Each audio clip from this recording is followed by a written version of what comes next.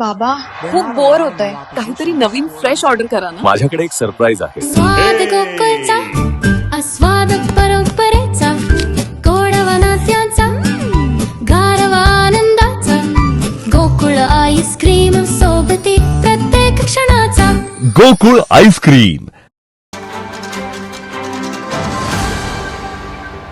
आपण इथं मनोगत व्यक्त केलेला आहे. आमच्या या ताई त्या माझ्या तालुक्यातल्या आहेत.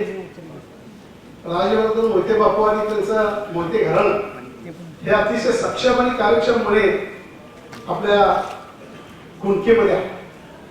आणि घुणकीची परंपरा त्यांच्या घराण्यानं या तालुक्यामध्ये फार मोठं काम केलेलं आहे.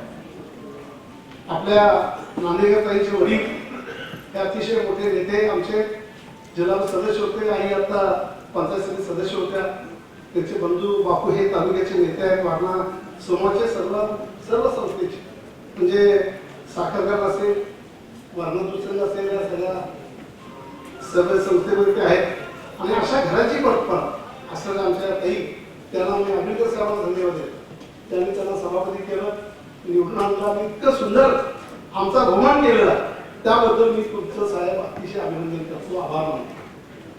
आज इथं खरं वास्तविक जिल्हा परिषदेच्या आम्ही ह्याच्या पूर्वी सभासद होतो, सदस्य होतो. इथं सभागृह एक सुंदर उभं केलेलं आहे. याच्यापूर्वी काहीच नव्हतं. आम्ही कसं तुम्ही आता तर अतिशय सुंदर सभागृह झाले. काम करायला चांगली संधी आहे. सर्व सक्षम आणि कार्यक्षम युतीमध्ये आज आपले सर्व सदस्य इथे निवडून आलेले आणि काम करण्याची धमक त्यांच्यामध्ये प्रचंड आहे. आमचे धडाडीचे पालकमंत्री आंबेडकर साहेबांनी या तालुक्यात या जिल्ह्यात प्रत्येक तालुक्यामध्ये विकासाची कामं करण्यासाठी फंड त्यांनी प्रचंड दिलं.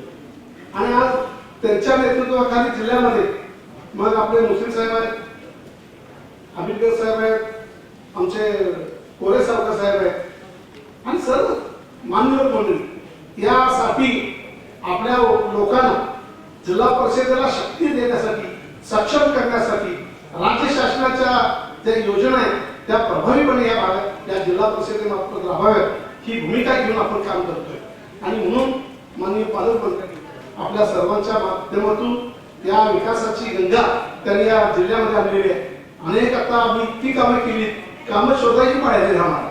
एवढ्या मोठ्या प्रमाणात आज आपल्याला या भागामध्ये काम करायची संधी आहे. ताज्या घडामोडी पाहण्यासाठी माझा महाराष्ट्र न्यूजला आजच सबस्क्राईब करा.